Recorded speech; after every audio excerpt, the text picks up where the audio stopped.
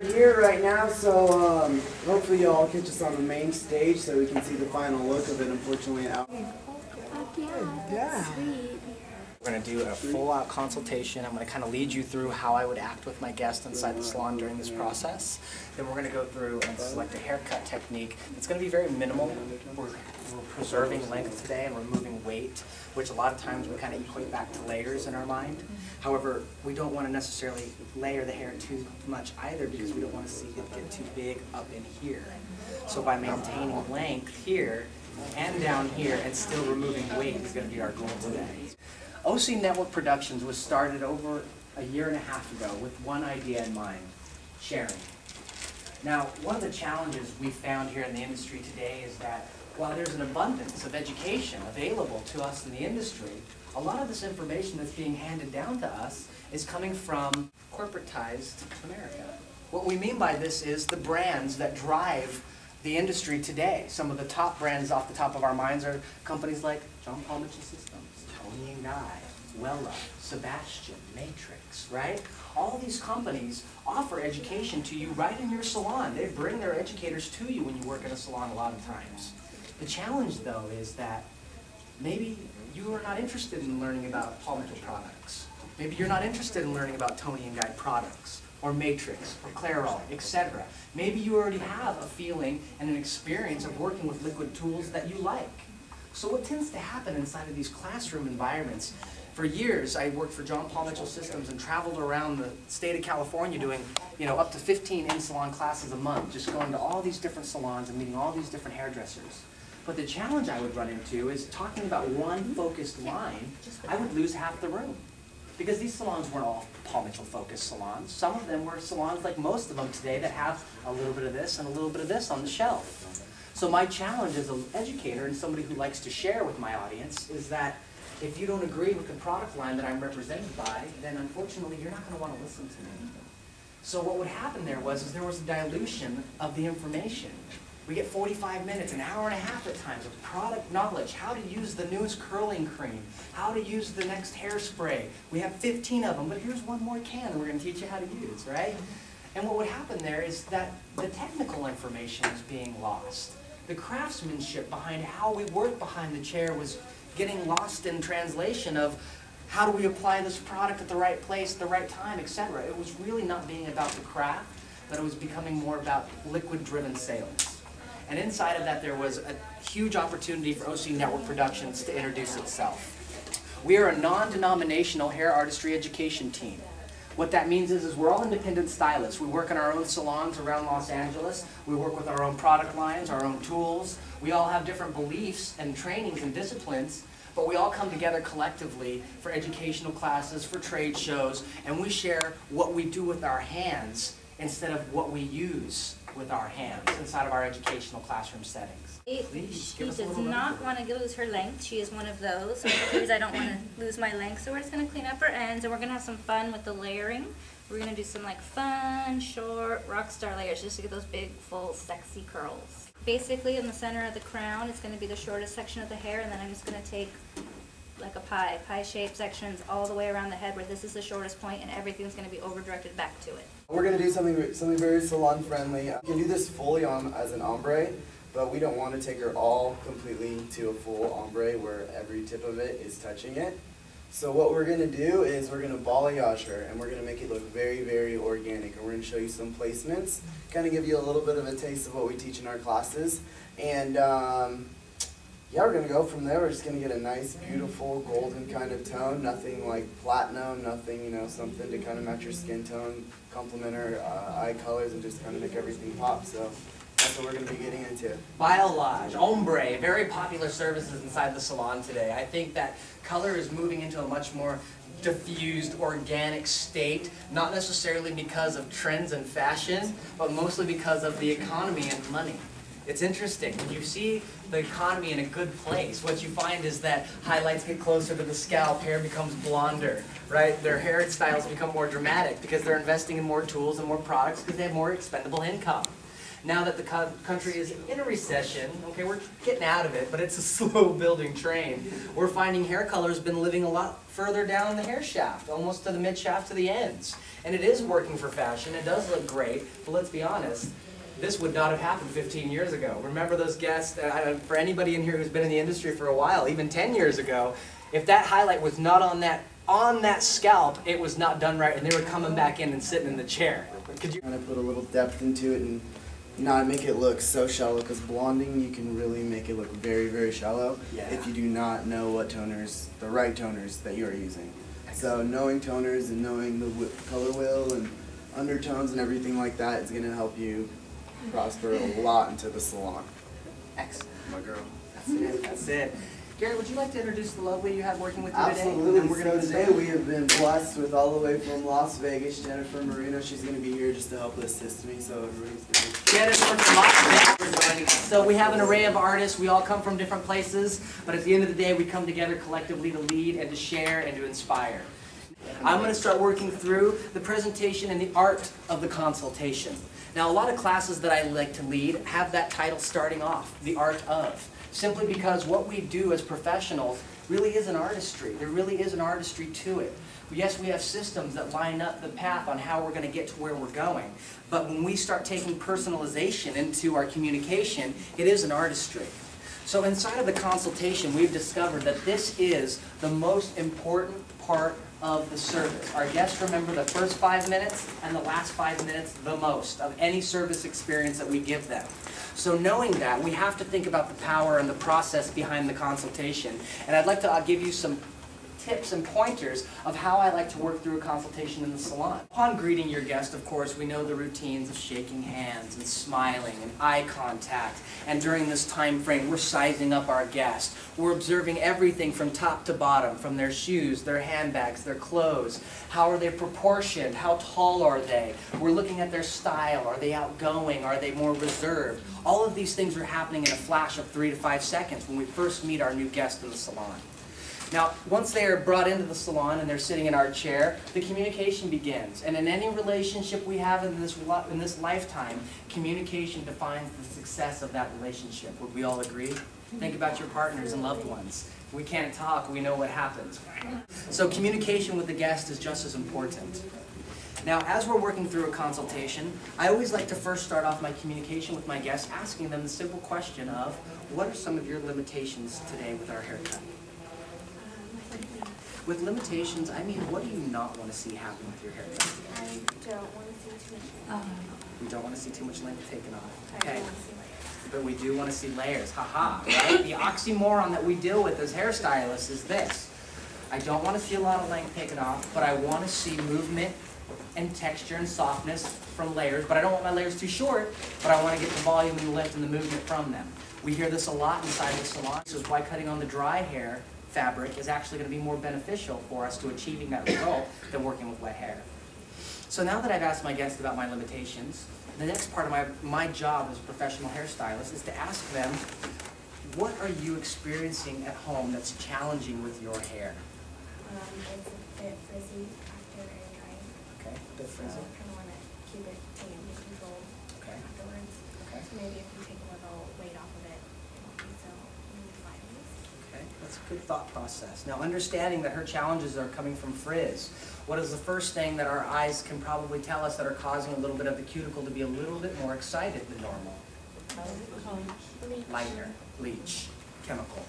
That is going to excite the cuticle quite a bit, and there's really nothing we can do once it reaches that point of being so open except cut it off, right?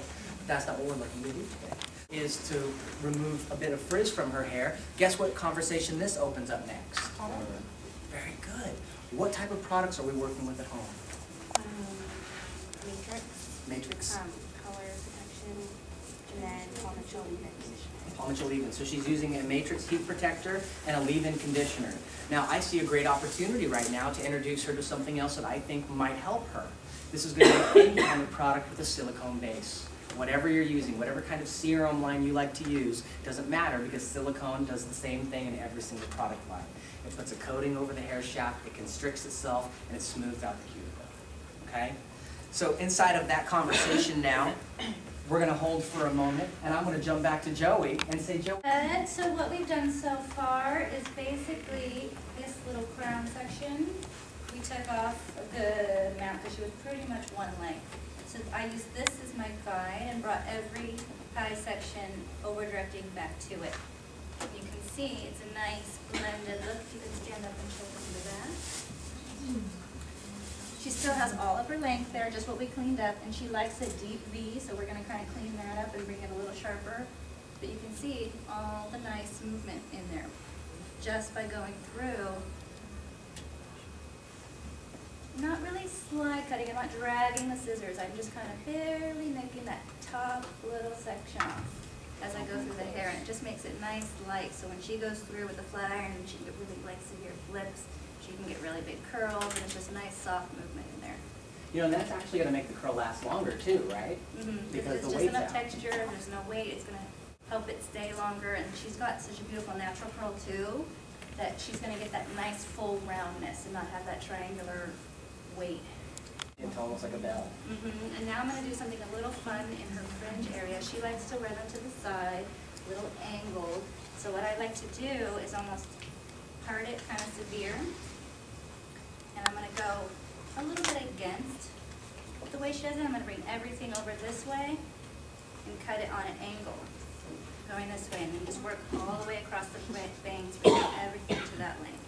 So using that over direction, she's really encouraging that side swoop to happen. So instead of feeling she has to position herself in front and carve in that line, she's simply using over direction and the roundness of the head shape to encourage more length to fall by over directing the section all the way over So the side. to get your guide on that, you want to get a little triangle just right on that corner section of the bangs, and that's where you're going to that's when you're going to decide if she wants it at her eyebrow, at her cheekbone. That's going to be really up to the client of where she would like her bangs to start on that side bang.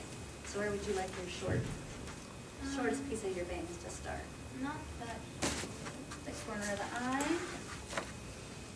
A little bit longer than that. Okay, so we're going to go maybe about bridge of the nose length on her fringe. Excellent. Brock, how are we carrying through? Oh, we're doing absolutely incredible. So pretty much what I'm doing right now is just cleaning up the perimeter. It was a little choppy. So I'm just going around 0 to green it all out, trying to make it all even, nice even perimeter, as you can see. And then I'm going to go through it and do a little bit of point cutting just to chop it up a little bit, remove some of the weight. Okay, make a little bit of softer perimeter. Yeah, exactly. Okay, excellent. Thank you, Brock. How are we doing down here on the inblonders? Fantastic. So basically what we're doing is we're working on vertical, diagonal backs. And we're taking sections that are about, I'd say about a ½ inch or so. And what I do is I split it and take the top section, almost kind of like when you're doing with the weed, you get it, you section it out, you know. You can go a little bit chunkier. I love using balayage boards, as you can see how fast we've already achieved all of this. Right. I mean, it's been like 5 minutes and we've already almost done her whole head. Right. And so what I do is I anchor it down right there and I brush up. You just pull it up and then you pull it off, and then that way there's no harsh lines. Yeah. Not any harsh lines. So that way when this colors, it's going to be maybe a little bit darker, so it's going to smooth into it. So it's going to almost be, you know, what would I call it? It's probably going to reach to about a level 7, level 6. Yeah. So it's going to go, you know, gradually from a 6 down to a nice little beautiful 7 with some golden tones into it. Awesome. So yeah, that's what we would kind of go going on. And sometimes what I like to do too is if I see some pieces that are kind of I didn't really hit, I'll just come in and just brush up. And notice he's going Almost up. tease it. Yeah. Notice he's going up to create that really strong diffusion in that Balayage technique. Absolutely. The beautiful thing behind that really is that soft texture, that diffusion, really, and just how sparse it can be worked through the hair. What about your lighteners? What formulation are you using on your lighteners? So what I'm doing with this right now, because she's about a level 3, she's about a 7, 6, 7. So we went ahead and used 40 volume. A lot of people are like, 40 volume? Oh my God, no one's supposed to use that. But it's okay because we're not using foils. So we're not putting in the extra heat onto it. So the cuticle is just naturally getting the bleach and, you know, letting it work its way, as opposed to a foil where it's just heating up like in an oven. Right. But you'll also see after we're done is we have some other tips and tricks to make the hair go blonder and quicker, faster, which you'll see, which we use with a shower cap and a blow dryer. It gets real fun. I didn't catch it, but when you're doing your hair, are you taking like the high sections all the way around to the front and then also the back as well? Yes, so even her fringe, everything, you can look down for me. So this is your guide. So you're going to take your little high sections, similar to this, and you're going to bring everything up and back to it. So you see how that So length your is guide extended to the starts, front? you're going to drop this out, what you don't want to cut. So your guide is right here. And you're going to cut from your guide to your length. Okay, and then like, If you go in here, you can see it, I really over-direct it, so it would be in there. And the way I'm cutting it so lightly, it would be almost like a razor, but her hair would just frizz with a razor. So you're gonna get the same blunt cut with the scissors, but you're still gonna get that texture that you would get from a razor without the damage. And you can see when you bring your section straight up, you're gonna get that slight dip. Okay, so moving back into the art of the consultation process, I'm going to have you actually turn around for me really quick right here. You can place your hands on the back of this chair. Thank you. Now, as we're going through here, and we're talking about product recommendations, we can see right away that not only was product going to be a big part of our conversation today and understanding what's going to help benefit and protect the hair from splitting even more as it goes up the head shape, but also having conversations about heat, and how we're using heat, and how we're using the brushes, and how we're using irons inside of our hair at home. Because this, believe it or not, can actually further along the process of chemical breakage that much faster. When hair is wet, we know it's elastic and it stretches, right? And what a lot of our guests don't know is what turns around and bites us when we get back home. Because what happens is because we're not communicating enough with our guests about how to properly care for their hair. Understanding that when your hair is wet, it's hyper-elastic and it stretches. So if we come through with a brush like this at home and start up on our crown and start raking it down the head, well, what happens is we create breakage and we get those flyaways that start to live right around this area here through the hair. So by discovering what kind of challenges they're experiencing, we can start having more meaningful dialogue with them about the challenges that they're having. So this way, we're not sitting talking about the weekend, or where they went to dinner, or their handbag, or what's happening in celebrity news, or the last episode of Honey Boo Boo. We're not talking about anything other than how to care for your hair at home. Because at the end of the day, they need to be able to work with their hair just as effectively as we do to be truly happy with the results. So I would be able to take this portion of the conversation into recommending a product. And not because I'm trying to sell her a product, because she told me that she's having a challenge with something, and as a professional, I have the solution for her. So we're not selling, we're educating. Moving into our tools, we would have the same conversation about how to properly use a brush in the hair. I actually put the tools in their hands when we're doing our styling inside the salon, and I let my guests work through a few sections of their own hair with me coaching them through the experience, so that I know how to blow dry their hair. They have challenges with it at home. So it makes sense to me to give them the control, to put the tools in their hands. The next step inside of retailing is this. Now, this particular product is focused on giving root at your lift. Or excuse me, lift at your root. You're going to get a lot of root right at your lift, right? So everybody in here needs root at their lift, am I right? Okay. So we're actually focusing on getting lift right at your roots. So what I'm going to have you do is I'm going to ask you to apply a quarter size inside of your hand. You can just pretend. Okay? So she puts it in her hand, and I look at what she has in her hand. That's actually about $1.50 worth, right? That's way too much. So I'll take about this much of it and say, this is how much product you're going to be wanting to work into your base. I'll take the product from her, and I'll say, the next thing I'm going to like you to do is I'd like you to rub your hands together. This is going to emulsify the product, just like this, and kind of get it worked through your fingertips, too. I want you to take your fingers, like a rake, just like this, and I want you to start pushing it into your crown. Okay, so we're working it into the hair. Now you've got a little bit excess on your hands. I'm just go ahead and run it through your ends a little bit. Great. The next thing I'm going to have you do is I'm going to have you comb through your hair. Now this brush is actually designed with vertical placement on its pins. So when you hold it like this and brush your hair, it glides through and detangles much faster than if you held it like this. So I'm going to have you practice brushing down.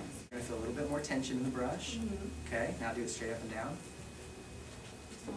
A lot looser, right? A lot less tension placed in the hair. And our guests make these discoveries and get excited. And guess what? I just sold the brush.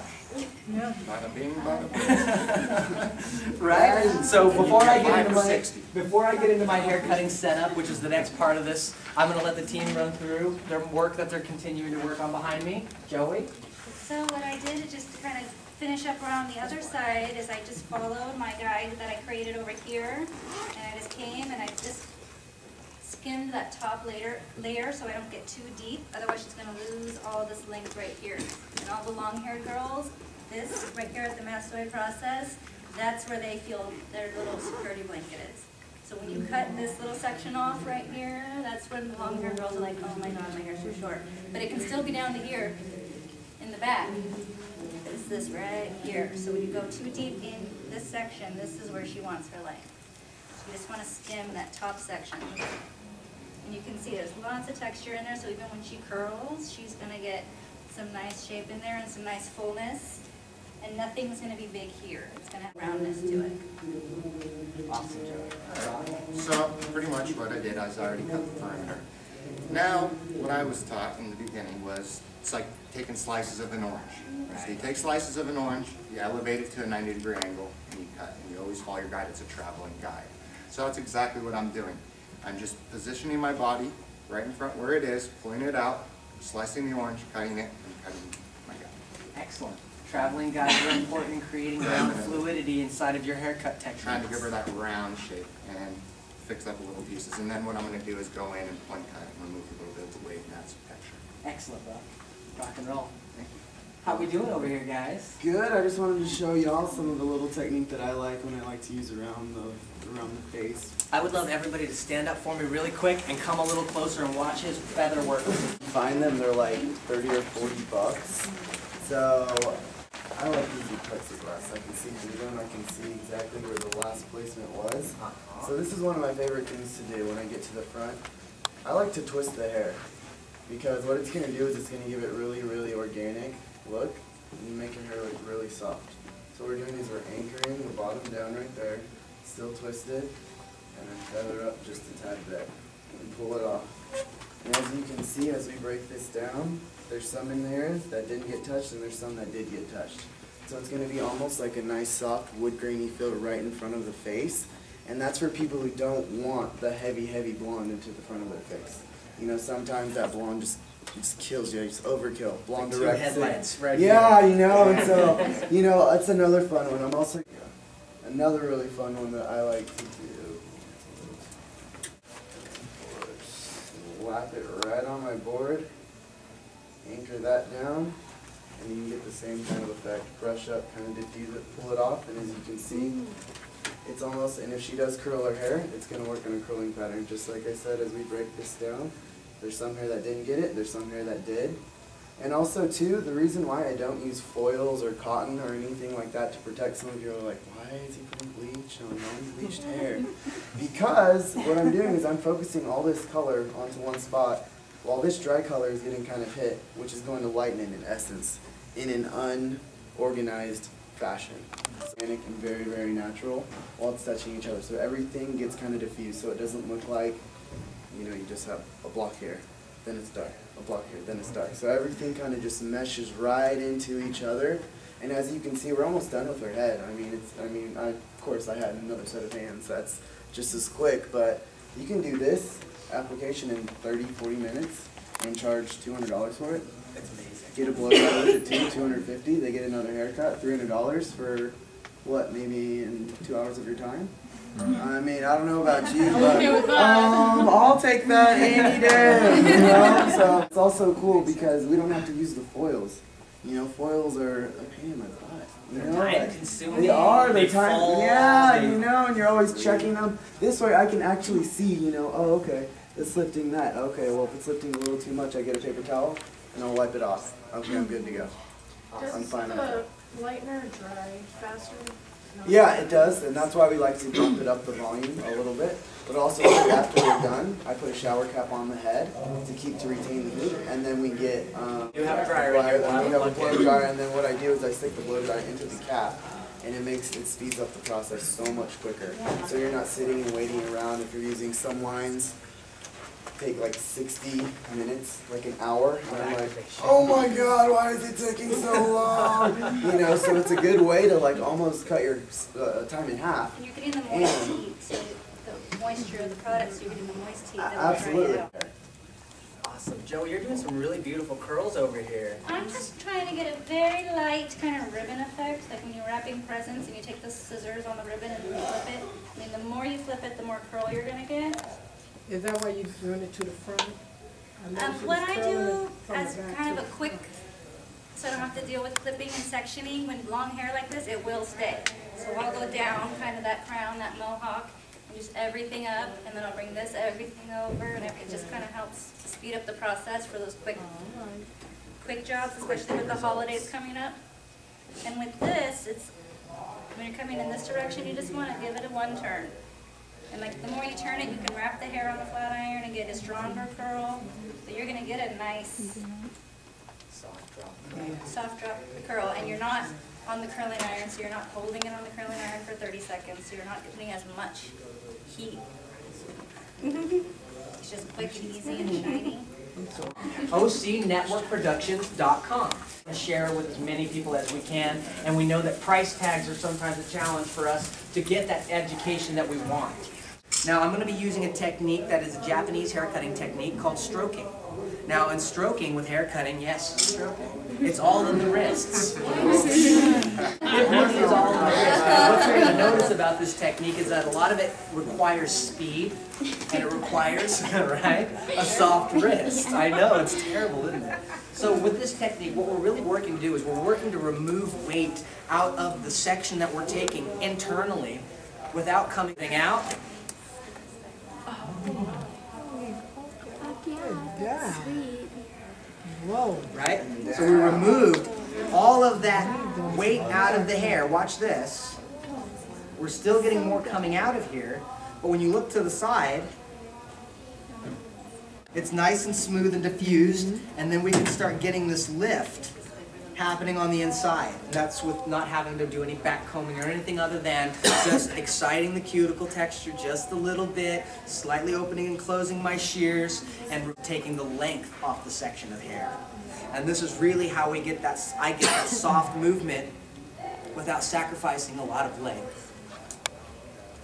Now for those of us who want something a little bit softer and gentler and not as intimidating to start working techniques like this through, take that, right, lifts amazingly and then completely melts away. Layers aren't short, you're not going to see a big expansion like a Christmas tree, you know what I'm talking about?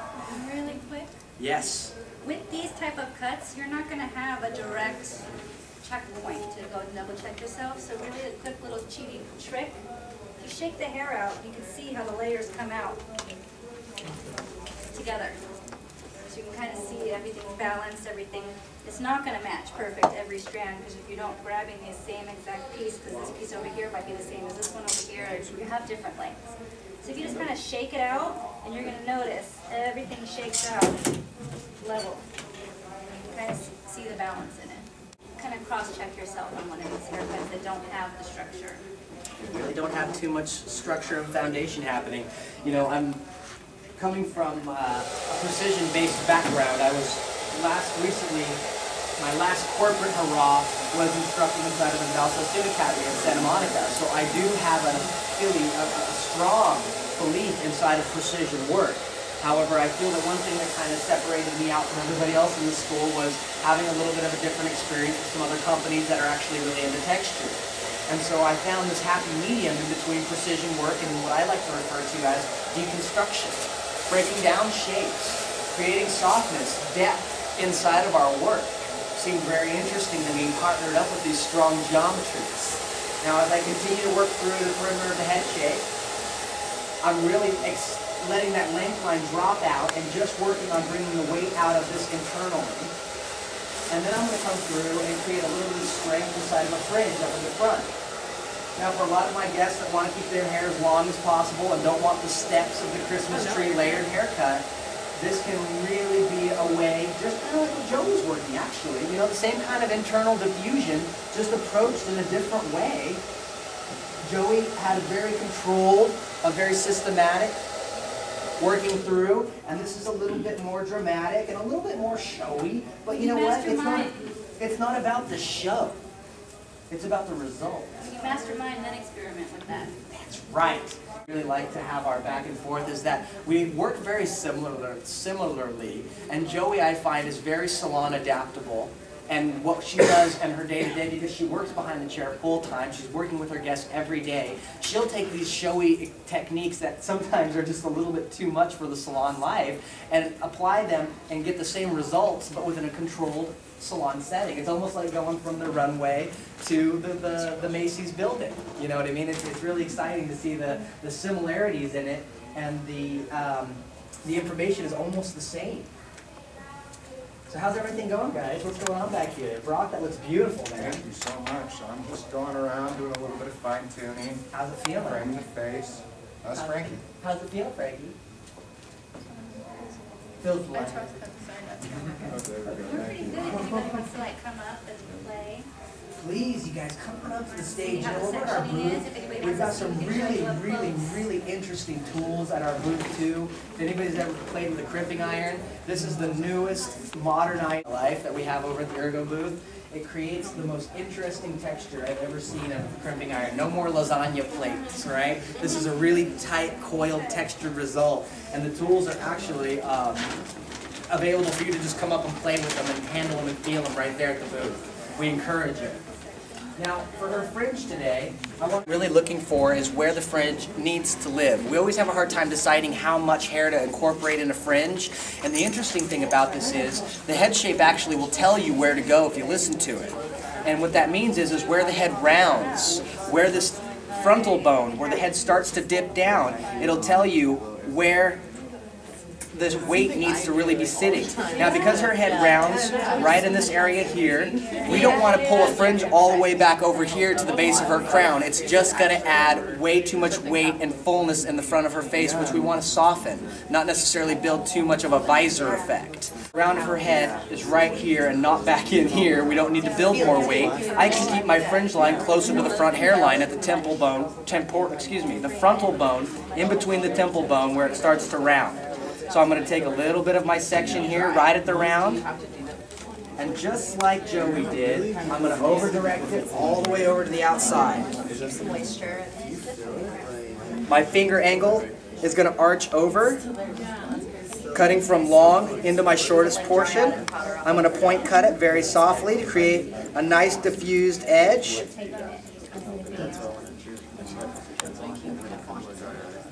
I'm going to let this fall.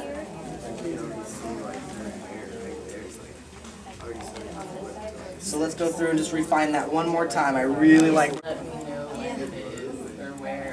Now when I'm determining fringe shape, you know, what am I looking at? I'm looking at their facial features. I'm looking at the eyes. I'm looking at the cheekbone. I'm looking at the jawline. I'm looking at eyebrows. There we go. We turn to the side there and see how it just kind of wefts itself over to the side like that, all by itself, because of that dramatic finger angle there. Because not only did I over-direct it to the opposite side, but I also really extended my finger angle down, cutting from the longest point up to the shortest point here. It really gives me a nice dramatic effect, and especially when I wear it off to the side here, it just sets itself together perfectly. Really like that. Now just to give a little bit of interest around the face, I'm just going to frame it up on each side a little bit. So you're going down, but you're going up, right? Like you're picking, huh? Exactly. I'm almost picking it up. And see, when I really start getting close into creating precision cutting, I'm actually closing my blades right when they hit my knuckle. So you don't cut your fingers. But it's tricky there because of where we're actually physically closing the shear is really close to my skin and my knuckle point. But your dexterity inside of your kinesthetics and how you work with your hands, you kind of start to feel exactly where you can play inside of working with the shears. So I'll do my fingertips up. And I'm scooping it up and lifting it into the air.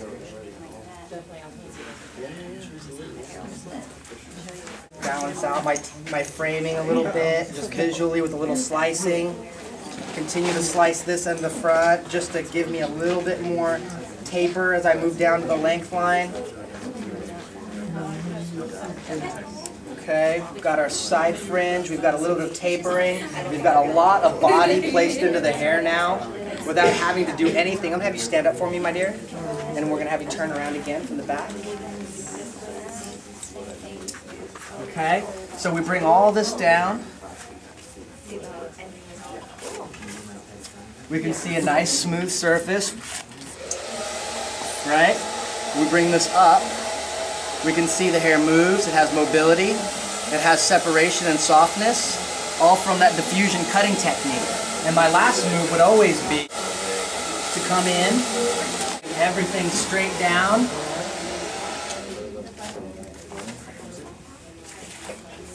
There's a little And from right about here, yeah? little trick I was just showing them. About there, but we'll go down here. Oh, real nice. When you're going through to kind of do a point cutting technique, where to start so you know it's not getting straight, sticking out, or even when you're going through with the thinning shears, if you bend the hair right where that bends, you don't want to cut into that, because that's what's going to give the flyaways. So you can kind of see. Much stronger. If I bring that and I just give it that little bend, where that bend is, you always want to go below it. You don't want to go into the root unless you want that key look. But right where that hair bends, you can kind of see it. And it'll always, everywhere on the head, it'll show you. And with the point cutting, Do inside of this service appointment for my guest, if their limitations were keeping length, just wanting a little fringe work, wanting a little body, wanting a little movement in the hair, excuse me. Now, would you flat iron that, or should you just wear it just like that? If we were in the salon for the experience, I would probably offer a curl set. If she didn't want to do it curly, I would probably just go ahead and smooth out with the iron. Absolutely. Now in the salon, working on dry hair, you know, we still include a shampoo experience in that. So what I typically do for my dry hair cutting in the salon is, my guests come in, consultation, I determine that I'm looking to remove more density than I am length. They go back for their shampoo experience, come back to the chair, get their blow drying and heat thermal styling. Sometimes with the stroking technique, I can curl hair first and then go through and stroke through it, and it keeps the curl even tighter as I go through, because I'm removing weight from the inside of the curl, so it just... That's awesome. So I can still work dry, and I can still provide the entire service. I just change up the applications of where I start and where I finish. Let's go. Awesome. Thank you. We're here right now, so hopefully y'all catch us on the main stage so we can see the final look of it, unfortunately. So, I mean, if you can already kind of see some of the hair in there kind of naturally, we already got it already to, you know, 7 and 6 already. You can actually come up and touch. The hair still has moisture on it because it was left into that cap, and it's not going to come out like straw or like hay, you know, sometimes when you over process it. So it's going to feel out really soft, and yeah, you can kind of just see the pattern already, how it's just diffused. There's no hard lines into it, even though it's not washed out. So that's not with bleach, that's just with color? That is with bleach and 40 volume. 40 volume, yeah. But not putting her under the dryer, that's what helps more when you just put the plastic cap on. Yeah, because you don't want to keep... Well, how long would you let her sit? That's something where you kind of come back every 5 minutes. You know, you just give them a glass of water, come in and check in. Hey, can I get you another magazine while we're checking out? Or hey, your hair's lifting great. I'm checking back on you in 7 minutes, sweetheart. Oh my God, it's not lifting. Yeah. Then when you do that, when it's not lifting, what do you do? When it's not lifting? If it didn't lift, yeah. If it doesn't lift, put more on. Heat on it, huh? Yeah, put a little bit more heat on, or you can come through and get another fresh bowl of 40 and come and put some, you know, just slightly kind of brush it. Like soap capping. Yeah, but I mean, they would have to have a level 1 box color on their hair. And when people have that on their hair, I tell them, this is going to take us, and I need to see you walk away with this product, this product, this product, and this product this time, and this product this time, because, you know, we're not here, you know, to make the money. You know, if it doesn't work, I turn down clients. I've turned down clients before that haven't, their hair is just over processed, and I said, I'm not going to touch your hair. Like, you can go see someone else in my salon, somebody else making money. I'm not going to touch your hair because of, you know, we want to keep the integrity of your hair, which is most importantly, and they love that. They buy your retail. They come back and they refer everybody, and that's how I just end up doing a million blondes, especially with balayage and ombre becoming so popular now. Alright, well, pretty much I just gave her a nice trim. Like I said, I cut the perimeter, evened it out. Stand up for us, my dear. Stand up. Turn around. As you can see, balanced it out, fixed it up a little bit. I framed her face, just kind of at like a diagonal angle, brought it down to a 0 degree. You know, the best thing I can say, guys, is I'm a student, just like, you know, most of you. It's all about passion and determination. If you want it, you can get it. You know what I do? I put this thing on my mirror. I will be a hairdresser. And I see it every single day. And I know it, and I scream it out loud, and I feel it. And if you believe in something strong enough, it will happen. Just do it. This is a wonderful, amazing industry. The sky's is the limit. And just do the best you can. Thank you very much. Thank you guys for coming and joining us today. Come see us on the main stage. I'm going to be doing a little bit more stroking. Garrett's going to be rinsing out and showcasing his ombre technique. Joey's going to be working some styling. Cantrell is going to be here for the end of the show. You really want to see this guy's hands. So come check us out on